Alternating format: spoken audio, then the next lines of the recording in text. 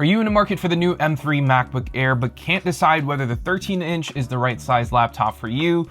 Or maybe you're thinking the bigger display on the 15-inch will suit you better. Well, hopefully this video helps you decide whether you should go all in on the bigger 15-inch or if the 13-inch is good enough for you. Now, we do have both laptops here, and I have the M3 Airs here with the 8-core CPU and 10-core GPU. But when it comes to RAM and SSD, the 13-inch, my personal unit, has 24 gigs of RAM and 2 terabytes of SSD, while the 15-inch is one of the pre-config units that packs 16 gigs of RAM with a 512 gig SSD that you can pick up from Apple stores or Best Buys. And just to give you guys a quick speed test on both of these machines, just so you guys know whether going for a bigger drive gives you better performance, and well, it's roughly about the same. We're seeing maybe 100 to 200 megabytes faster on the 2 terabyte SSD, but regardless of that, just know that these SSDs are extremely fast. Besides that, we both have the midnight color here for both the M3 Airs, because this midnight color got the new anodization process that reduces fingerprints. And after a month of using these two machines, I do still notice a little bit of fingerprints on the outside shell here and there, but they're pretty easy to wipe away if you've got a microfiber cloth. But if you want to switch things up color-wise, channel sponsor dbrand finally came out with their new Hydro Dip skins for all their compatible products, including the 13-inch and 15-inch M3 Air. So I've got the Gold Rush color on the 15-inch, which looks really awesome. And of course, for my 13-inch Air, we have the new Cotton Candy color, which matches perfectly with my 15 Pro grip case. Now, if you guys do want to check out dbrand and their new Hydro Dip skins, make sure to go to dbrand.com/heymarkel or click the first link down below. And huge shout out to dbrand for sponsoring a portion of this video.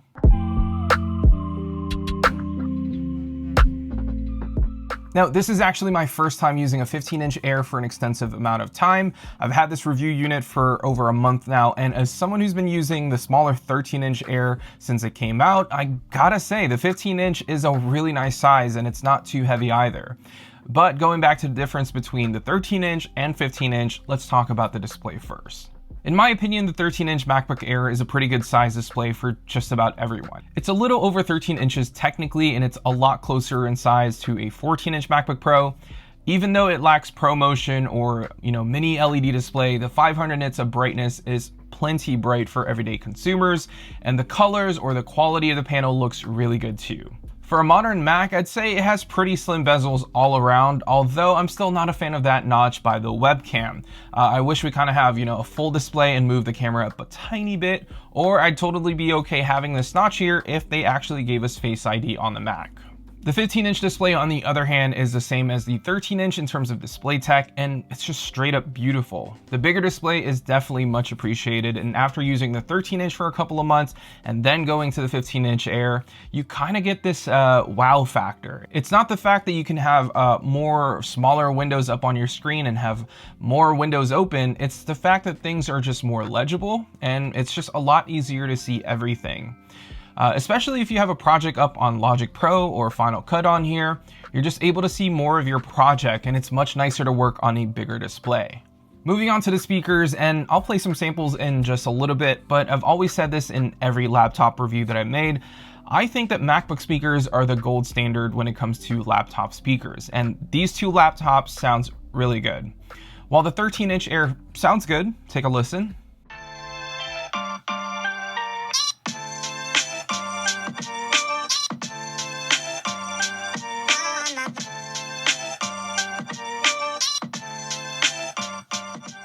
It's nowhere near as powerful or as full as the 15-inch Air.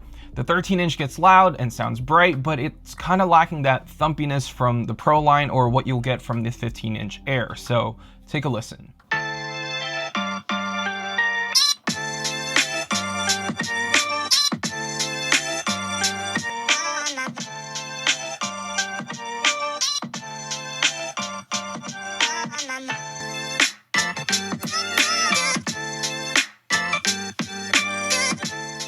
Now, you may not be able to tell from this video, but in person, the 15-inch Air is more full, it gets way louder, and has this thump feeling when bass-heavy songs are playing. Now, if you feel like you use your laptop speakers more than, using headphones, then the 15-inch Air is it.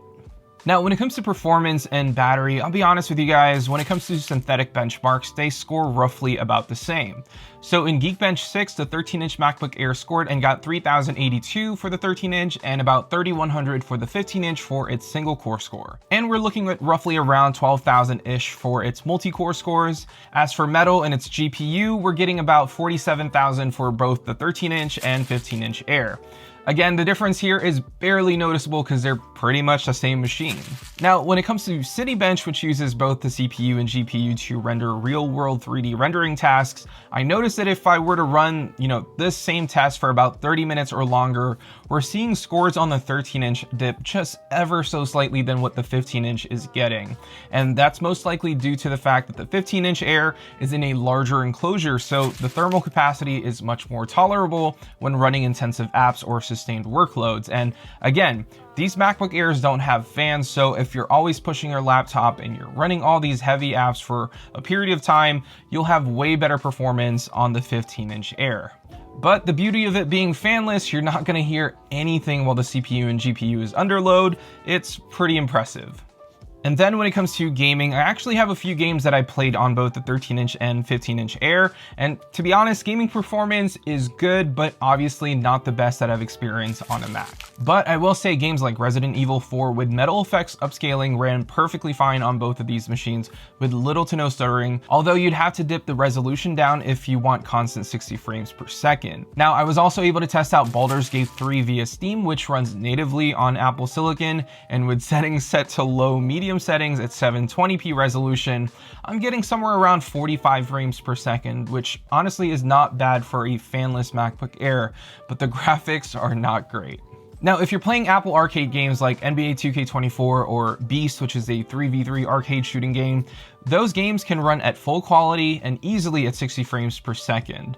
These kind of games don't really require a ton of power, and even an M1 MacBook Air or iPad can run these games at 60 frames per second. I'm just hoping that Apple continues to work with developers to have more AAA titles adapt or work seamlessly on Apple Silicon so that one day I don't have to carry multiple laptops just so I can work on my MacBook and then game on my Windows laptop.